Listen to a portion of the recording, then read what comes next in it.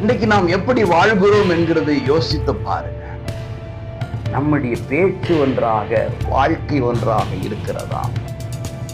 நாம் பேசுகிறதை செய்கிறவர்களாக, செய்கிறதை பேசுகிறவர்களாக இருந்தாலே போதுமானதுங்க.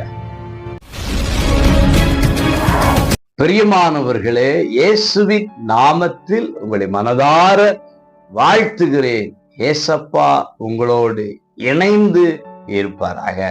பிலிப்பியர் 3:17 நாங்கள் உங்களுக்கு வழிகாட்டுகிறபடி நடக்கிறவர்களை மாதிரியாக நோக்குங்கள். அன்புக்குரியவர்களே, மாதிரி உள்ள வாழ்க்கை. ஒரு மாதிரி அப்படின்னு இல்ல, மாதிரி. இன்னைக்கு நிறைய பேர் ஒரு மாதிரியா இருக்கிறாங்க, மாதிரியா இல்ல.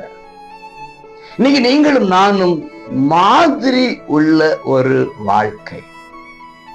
இவரை மாறி நம்ம வாழணுங்க, இவரை மாறி ஜெபிக்கணுங்க, இவரை மாறி கிரியை செய்யணுங்க, இவரை மாறி கொடுக்கணுங்க, இவரு மாறி நமக்கு ஒரு பக்தி வைராக்கி வரணுங்க. ஊழியத்துக்கு அடுத்த காரியத்துல இவர் நிக்கிறது போல நாமும் நிக்கணுங்க அப்படின்னு சொல்லி நம்முடைய மாதிரியை பார்த்து பிறரும் இயேசுவை பின்பற்ற வேண்டும்.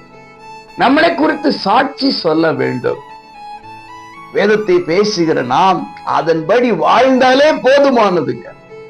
கிறிஸ்துவின் மாதிரியை தரித்து கொண்டவர்களாக நம்மையும் பின்பற்றுகிற ஒரு கூட்டம் இருக்கட்டும். அவர்கள் கிறிஸ்துவை சேரட்டும் என்று நம்மை அர்ப்பணித்து வாழ்வோமே. ஆனால் கிறிஸ்துவினால் ஆசீர்வதிக்கப்படுவோம். நீங்கள் ஆசீர்வதிக்கப்படுவீர்களாக. God bless you.